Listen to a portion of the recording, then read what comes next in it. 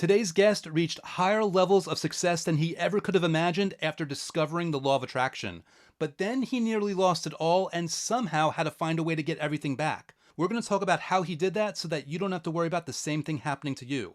I'm Andrew Kapp, and welcome to today's feature interview. Hey everyone, Andrew here, otherwise known as that guy who wrote the last Law of Attraction book you'll ever need to read. And I am joined with a very, very special guest. Oftentimes I find these really cool people and, I very, pridefully and happily put them in front of you because I know they have a lot of value. But this is an extra layer today because this is a really good friend of mine. And I'm actually in a group for entrepreneurs. He's the co-founder of Tribe for Leaders. And I'm in that group. I get to interact with him on a regular basis. And he's just, not to overhype him, a brilliant man, but also a really warm, great-hearted man. So I'm really just excited to be sharing. So Kevin Thompson, thank you so much for being here and welcome to my YouTube channel. Well, Andrew, it is absolutely my pleasure, and I have been looking forward to this conversation. So, Yeah, like me as well. And it's so funny because we both say that and we both mean that, and yet for the most part, we both get to have conversations with each other, once every month or so. But we don't get to go down this road just because that's not the topic that we cover in the group. And I'm really excited because I remember not too long ago, you put a post on Facebook. It was kind of like a nod, and I appreciated kind of like mentioning you read my book, and it gave you this I don't want to put words in your mouth, but I guess a renewed perspective on law of attraction. And I was really excited because I was like, wow, for all that I've known about Kevin, first of all, I didn't know that Kevin had been down that road before. And obviously, I was very honored and humbled that my book and the content presentation in the book was a great way of reintroducing or revitalizing that aspect for you. I guess it probably makes the most sense to kind of ask, like, how did you learn about the law of attraction? How were you introduced, and how, when you were made aware of it, did you implement it into your life? sure. So I was first introduced to law of attraction back in like 2005 time range when a good friend of mine had sent me a package. And that package was a DVD called The Secret that came out back then. And all that was with that, he had a sticky note that he had stuck to the DVD. It said, Kev, you got to see this. And I can still remember the day that I watched that DVD. It was a rainy, sunny Sunday afternoon here in Washington State. And my wife and I sat down in the living room and watched that DVD. And I'll tell you, something really shifted for me after watching that DVD. I mean, it was just like, well, because I already kind of had some cool stuff going on and all of that kind of stuff.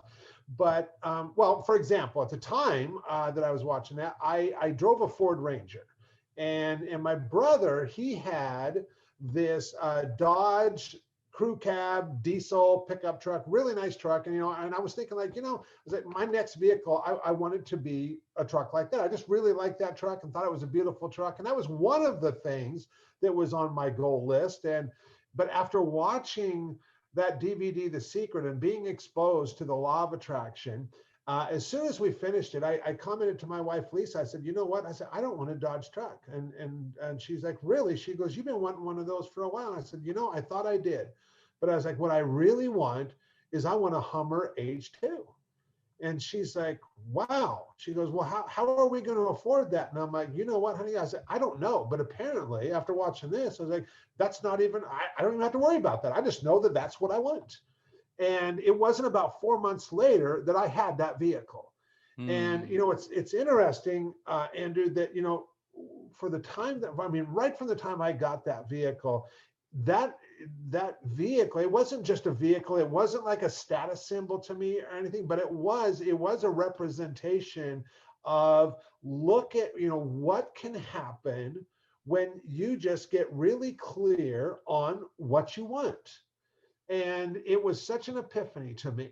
And through that process, I really just started just kind of like noticing for the stuff that was going on in my life. And like, a lot about what you talk in your book, just being grateful, being thankful for this kind of stuff, and then just being much more intentional about writing goals, not from the standpoint of like, I want this to happen, or I hope that someday this might happen, but just coming from the place that, you know what, if I am clear on what I want, everything is right here for us. We can have whatever we want. Most people, I don't think they really believe that, but for whatever reason, when I watched that, it just shifted for me, and I was like, I can have whatever I want. And That a answer lot. had so much gold. I'm gonna try to cherry pick as much as I can, but I'm sure I'm gonna forget points, which is great. That's being recorded. People can just listen back. But a couple things that really stuck out to me where you were saying that was one is I think the really exciting thing to me when people are introduced to this content, whether it's The Secret or my book or any other source, more often than not, they give themselves permission to finally say, what do I really want? And leaning into it. And a lot of times they escape from that unintended trap of, wanting something because they think they're supposed to. And they're like, no, this is what I really, now that I know I can have it, this is actually what I really want. I'm being honest with myself. So I love that part because I'd been through that myself. I think a lot of people go through that. But what I love even more is like, your wife asks you like, how are we going to afford this? How are we going to do this? You're just like, I don't know. And what you didn't say, but what was really like, in the subtext, there's like, well, I don't care, not because I'm worried about the money, just because I know that this is taken care of. And I think there's so much power, so much agency, so much momentum, so much just energy in the understanding and the invitation, and in leading into that understand, like, listen, the stuff that I'm not in control of, I'm not going to worry about that. I don't need to. It's going to be taken care of. And obviously, you paid money, you did work, you went through steps, but you also went down that road where the unexpected was allowed. There was space for it. And there you were with the car that you actually really wanted. So, thank you for sharing that. And I guess walking off that, because you also mentioned that, it also served as not only as the truck that, the Hummer that you were enjoying in and of itself, but it was also this thing, like this symbol, this sign, this indicator, this reminder, like, okay, this is legit. This really works. And I'm wondering, once you had that, were you using that as a tool of inspiration moving forward, or without that, did you just kind of lean in and kind of go forward in your life with this new understanding and attracting more things? That was definitely a tool, Andrew, no doubt about that. And each time, I had set a new goal and saw more proof of this unfolding, it just kind of compounded on itself. And because like even when deciding that I wanted that Hummer, there were other things. We wanted to get a new RV. We were looking at adopting during that time frame as well. And like, I had this list of things that I had created that I wanted for myself and for my family and all of that kind of stuff. And it was very interesting to go look at that list about a year later or so and see how much of that had come to pass and had transpired. And Mm. but yeah, that was definitely a tool for sure. And every time I saw it sitting in the driveway or was driving it or what have you, it definitely served that purpose, no doubt about it. Nice. Now, I might be skipping ahead here, so please feel welcome to pull me back if I'm jumping over something that might be really valuable or actionable. But, I also know for you, you had a situation, I think a lot of people can relate. I think a lot of people go through this where you Yep. learned this thing, you used it, you got results, but somewhere along the way, you kind of just, I don't know, and I'm putting words in your mouth, and I'm putting a picture here that you might not represent you, but it's almost like you disconnected from that understanding and you kind of let that go by the wayside and continued in your life without that. Is that even a fair way of describing it? Yeah, that is a fair way. And what was interesting, Andrew, is when that disconnection process, if you will, it didn't just happen overnight. It happened over a long period of time. And from in fact from 2005 until, let me see, when was, well, 2008. What I mean, in the business that I had at that time, my goal had been to hit the $1 million mark. $1 million in annual revenue had been a big goal of mine, and we hit that goal in 2008. And that business continued to grow. And for many years, that business just continued to grow and expand. And we served a lot of people through that training business. And it was probably about 2015, 2016, where that just, I don't know whether it was because I was like feeling a little bit like, oh, I feel like there's something more that I needed to be doing, but I didn't know what that was. And I was kind of like, getting frustrated with some things in that business. And I think it was because, like I said, that there was something more that I knew and that I felt that I should be doing, but did not know what that was. And I was having conversations around it, but I didn't have that clarity.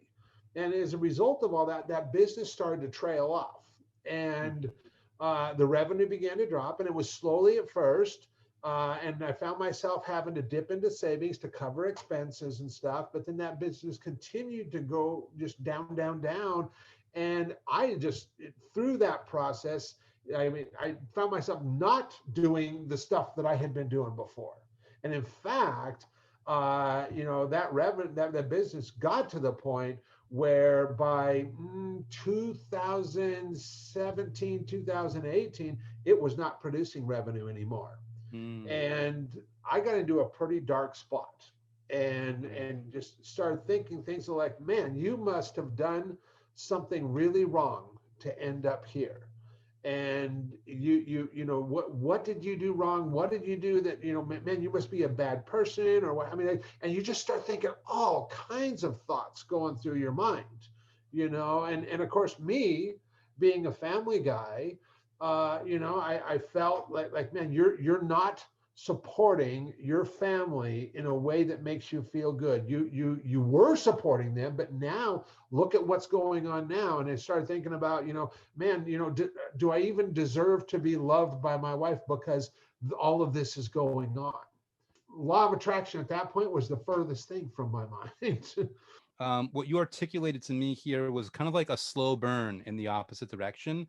And I think it's something that people, again, I've had experience that in my own life in different pieces. I think it's really important to be cognizant of, like, when you hit those milestones and you break through, it isn't a thing. I mean, everyone has their own path, but most people, they don't have like this shocking, horrible thing that throws them off after that. It is a slow burn. It's a subtle thing where, habits, bad habits creep in, good habits creep out. And it's kind of a thing where just like every day, it's like they wake up, it's a little bit different. And it's like a subtle type of moving away Yeah. until eventually you wake up and you have these dark thoughts. You're like, oh my God, how did I get here? What's going on? And you also, you articulate the fact that the things that we will say to ourselves. And again, I've been there too, where, my theme, I don't know if I've ever shared this on the YouTube channel, is my theme when I'm on feeling sorry myself is I never signed up for this. That's my stubborn and indignant thing. Like, I never signed up for whatever the situation is. And so I totally get what you're talking about here, where, you can really go to a dark place if you allow. And, fortunately, obviously you're on the other end. I'm wondering, because I'm sure other people are wondering, here you are in this space, you were at the highest of highs, and you kind of slowly went down to this other path where lowest of lows. What were the circumstances that unfolded that you dug yourself out of that and got yourself back on a really healthy track? So during this time, Andrew, I during these like really difficult times, I wasn't talking with anybody about this. On one hand, I was concerned, well, what would people think if they knew the spot that you're really in right now? What would they think of you? I didn't want to talk. I mean, yeah, my wife knew we were hurting financially, and as far as her, with a conversation with her, I was just like, honey, I'm doing my best and trying to figure this out. But I wasn't talking with my kids about it. I wasn't talking with friends. I wasn't talking with business associates, nobody. And yeah, it was in September. Is that right? Yeah, September of 2019. A friend of mine reached out, Jules. She reached out to me, and I had known her. We didn't know each other really well, but we had been in a mastermind group together. And she had sent me a Facebook message, just said, "Hey, Kevin, I'd love to make time to catch up with you." And I was like, "Sure." And so we set up a time. And that day when we spoke, one of the things that she told me was, she's like, "Kevin," she goes, "this is really odd." She goes, she goes, "I am so far out of my comfort zone right now." But she goes, "I have been feeling this urge and this calling to reach out to you, but I kept putting it off for a while because," she goes, "you and I didn't know each other that well." She goes, "It's not like you're a close friend," but she goes, "I couldn't put it off anymore because I just feel that something has been going on and I just wanted to reach out to you." And when she said that to me, I was just like, I started sharing everything with her. And she was the first person that I shared everything that had been going on. And I just told her exactly where I was, all the stuff that I'd been going through and everything. And Andrew, I cannot tell you how good it felt to just talk about it with somebody. And it felt, I mean, it was like this burden was lifted off of me just through the act of talking with her. And I think I had just got to the point where I was like, you know what? Okay, yeah, I don't know her that much, but you know what? With what she shared with me, I'm going to go ahead and just share back with her as well.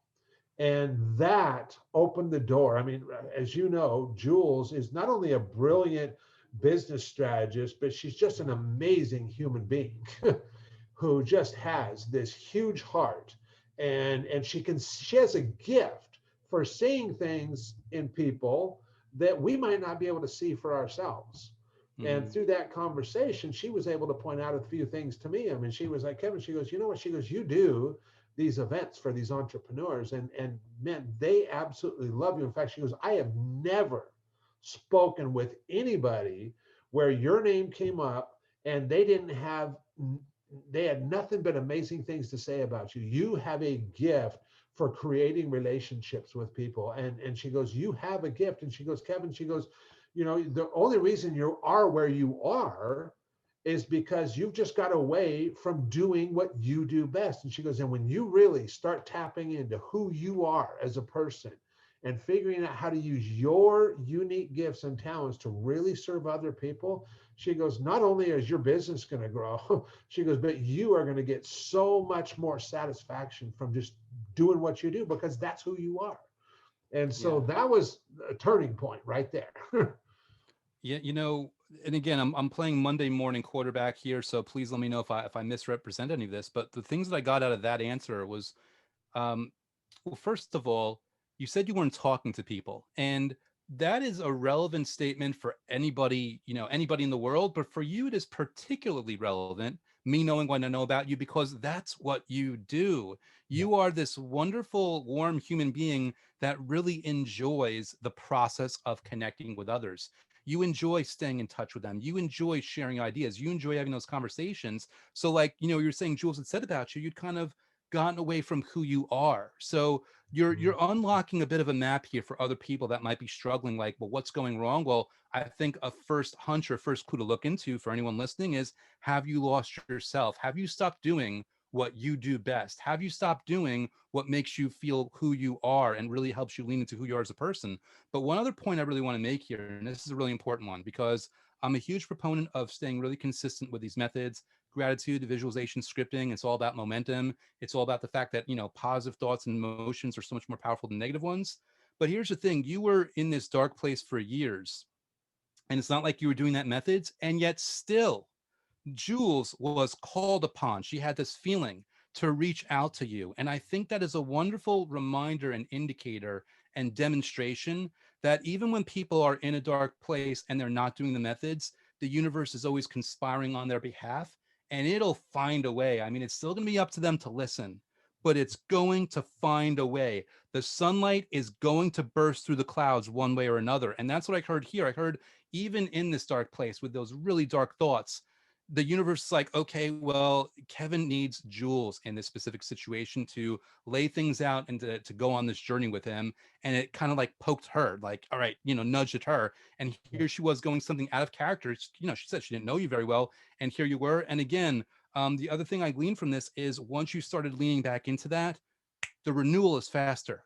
When people go from a light place to a dark place, but then they find the space, whether it is finally talking about it and they give themselves permission there or something else, when they get back to who they are, the reascension is a smooth process in many ways. Sometimes it's fast, sometimes it's not, but in general, it's smooth when they really are honoring who they are.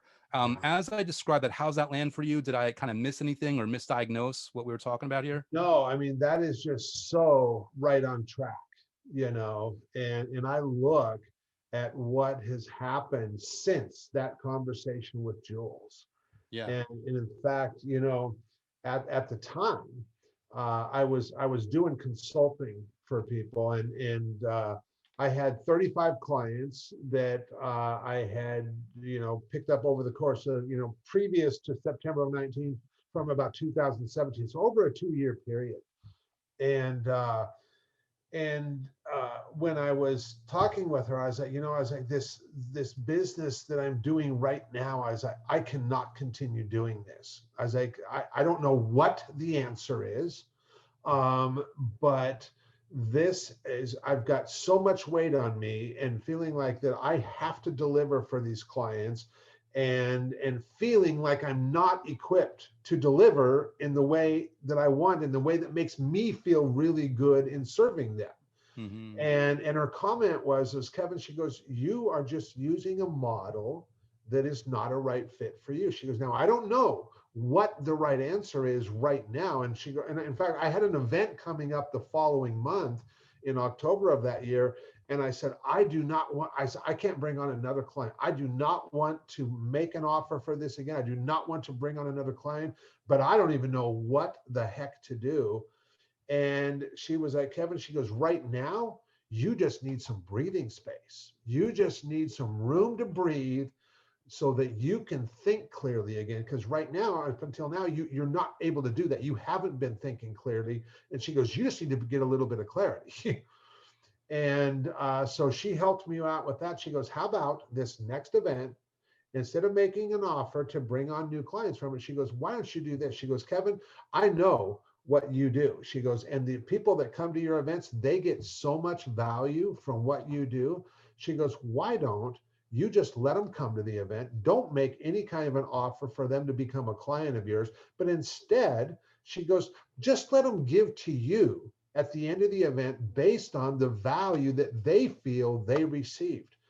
And you know what, Andrew, I bet a lot of people might, especially like in my position, might think, man, that would be crazy to do something like that. But yet my response to that was like, wow. I mean, that was like the most amazing suggestion ever. And I'm like, I could totally do that. And I wanted to do that. And it Mm. just felt just so freeing. And that's what we did. And at that event the following month, people just gave so generously. And like Jules said, in fact, Jules came, she goes, because I want to come and I want to witness this. I want to watch what happens. And so she came on her own dime to come to that event just so she could be there and experience it for herself. And I'll tell you, Andrew, it was an amazing experience. And it Mm. gave me that breathing room that I needed so much. To hear you say that again, I don't know how I'm even keeping up because there's so many insights that you were sharing. Like one thing I want to speak to is, and again, I know this from personal experience, to say nothing of your heart and your giving spirit, you are a highly talented entrepreneur. And here you are articulating a situation where you had the skill set to deliver, but you didn't have the passion. And I think sometimes I want to articulate that for people listening, because sometimes people will go through that and they'll doubt their skills, not realizing that it's just they're just not into it, right? If their heart's not in it, that's the problem, not the skill set. And what I also love here is you articulated the sense of giving yourself space, the sense of giving yourself relief, and basically releasing these old commitments and these old models of the way something's supposed to be done that had kind of like had you shackled. They were invisible shackles. But again, this is the feeling I'm getting as you're saying this. And also, I want to give, props to Jules, because there's one of the best things to be a witness to be a part of, to be have a front row seat to, is to watch somebody who is brilliant, who's in their space, their zone of genius, have that space and opportunity to reemerge into that. I think she knew she was going to have a front row seat for something amazing, because finally she knew, I'm guessing, that you were going to combine that skill set that you always had with a renewed passion.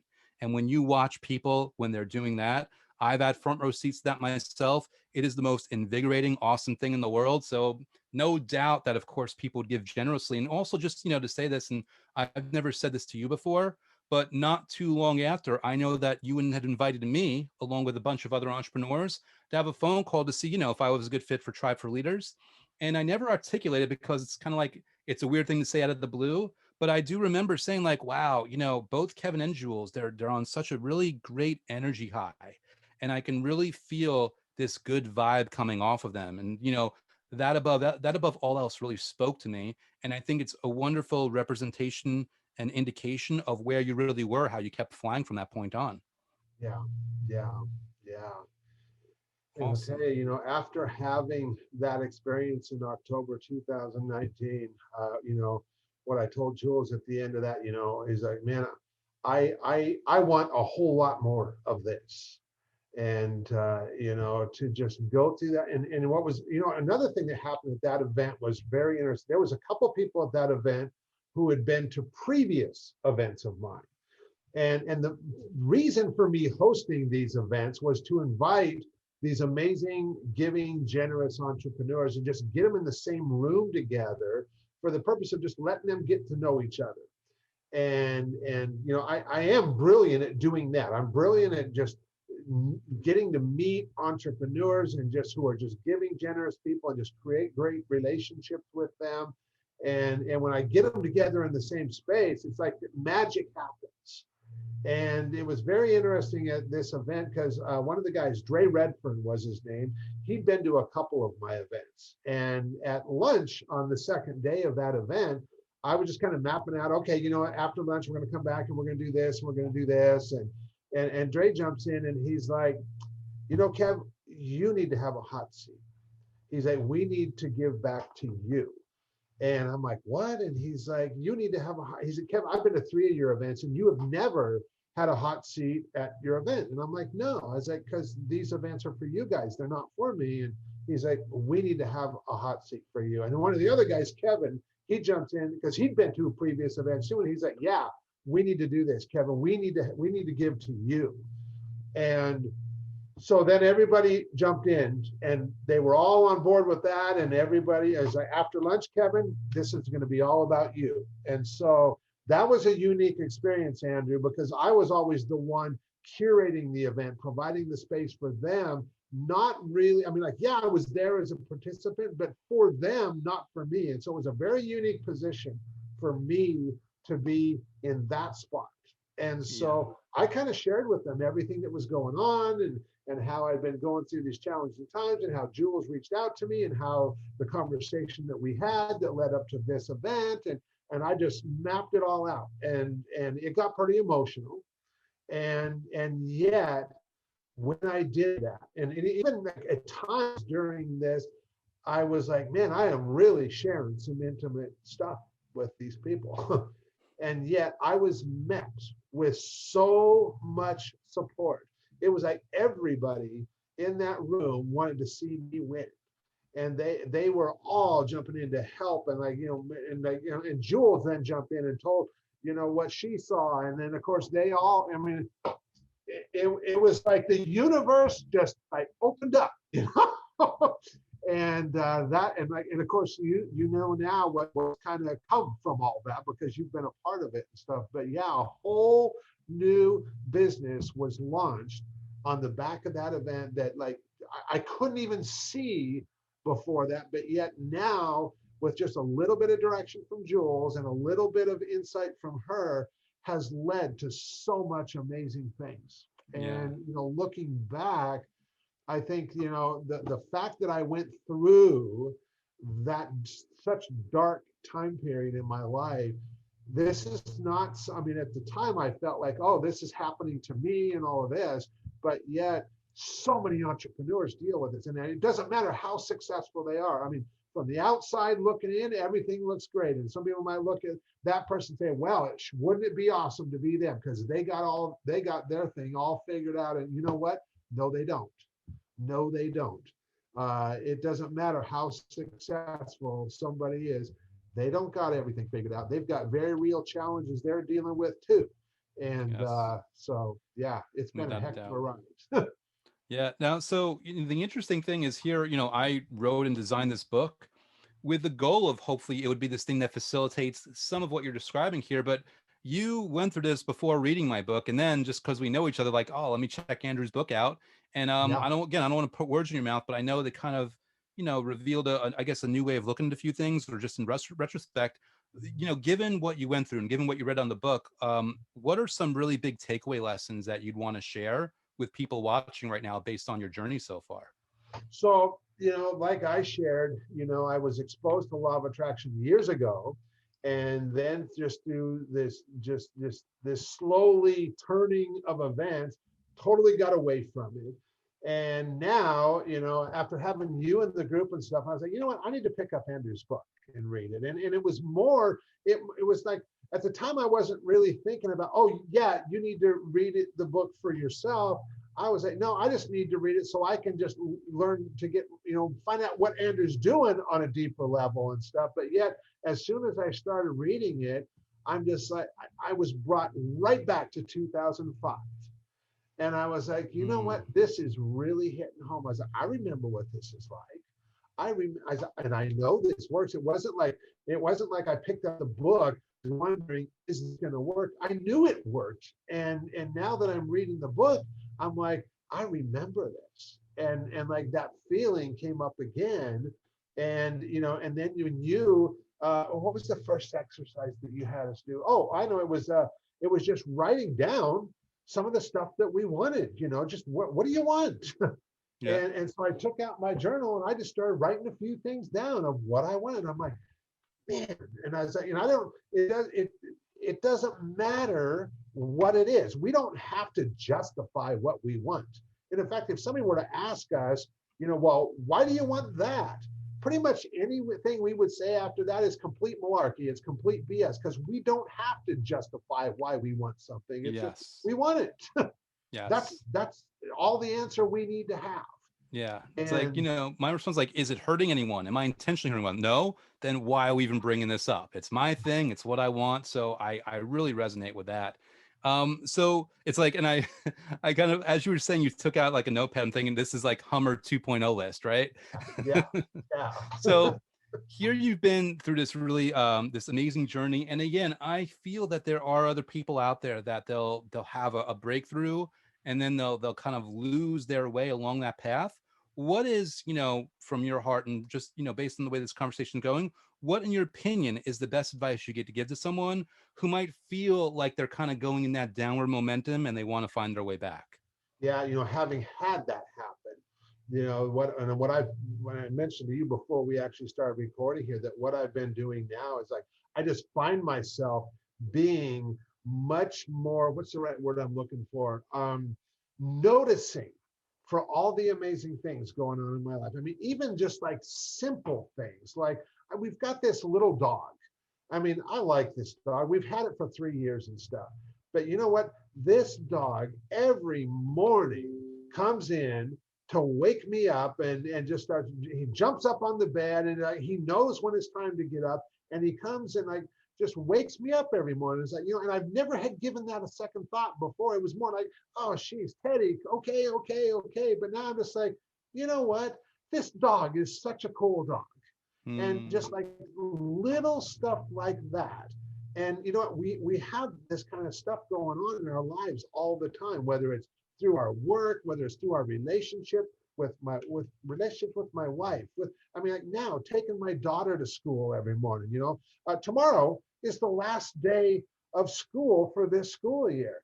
And when I was taking her to school this morning, we were both talking about, man, tomorrow's the last day we're going to do this for a while. We're not going to do this again for another 2.5, 3 months or so. And we were both talking like, man, I love that 20 minutes taking her to school every morning and stuff, and Hmm. just stuff like that. And so it wasn't necessarily, I mean, I can't say it's not intentional, but you talked about that in the book, and I was like, you know what? Yes, I'm going to start doing that. I'm going to just start looking at just all the things in my life and just noticing for that and being thankful and being grateful and just that it seems like such a simple thing, but I can tell you when I was going through those dark times, I wasn't doing any of that. And yet Yes. now just doing that, I mean, my gosh, it feels so good, Andrew. It feels, I mean, even that first morning when I started reading your book and I was like, okay, I'm gonna make my list. And I made my list. And then I had to go and get my kiddos up for school and stuff. And I got my kiddos up for school, got them off bed, got them off to school, took Ellie to school, got back. And then when I checked my email, when I got back in here to my office, I had two notices. One of them was a notice that someone was getting ready to send us $10,000, and another one was a notice that somebody was getting ready to send us $5,500. Hmm. And I was just like, as I that what that felt like, Andrew, was like the universe saying, "Welcome back, Kev. And you know what this is like. You know how this works. Welcome back." And all you got to do is just start tuning in again and just being your natural authentic self. And for me, that was like challenge accepted. I'm just going to keep doing this. And I got away from that. But yet it's the same. And I think a lot of people just think, oh well, that's too simplistic. That yeah, it is simple. It is really simple. But like, notice how we feel when we just do that. I mean, we just get, I just go through the whole thing. I mean, like, yeah, stuff still happens. I mean, like I was sharing with you. I mean, I was coming home from a trip the other day, and I was 7 hours delayed. I didn't get home till 3:30 in the morning. And I'm messaging with my wife on the way home, and I was just telling her, I was like, you know what? I was like, I'm just grateful right now that you and the kids aren't all with me being delayed in the airport for 7 hours. And for me, I was like, okay, whatever, that's fine. But I mean, stuff happens, but it's all in how we look at it. And there's always something to be thankful and grateful for. Yeah, hearing you say that, I was like, as you gave this whole answer, talking about the dog and the drives to school, it's kind of like, I would tell someone, be conscious about spotting the miracles in the minutia. Yeah, It's like because you're living, you're alive, whatever's going on through life, find and appreciate the miracles within those moments, because that's where they are and that's where the sweet spot is. And you mentioned then, that money came and it's a nice little indicator. I was being interviewed by this gentleman, Stephen Rivera, yesterday. And whereas I use the term manifestational raindrops, he said universal winks or winks mhm, from the universe. And mhm. that's what I hear from you. It's like whether you call it a manifestational raindrop, a wink from the universe, these are just these indicators. And I think people have that to look forward to, as long as like, they're not trying to find it. They're more like relaxed, like I'm just going to go forward, enjoy and appreciate legitimately, authentically, genuinely the miracles in the minutia, and keep going along those lines to invite more things. That's what I got from that answer from you. Absolutely. Absolutely. Yeah. Awesome.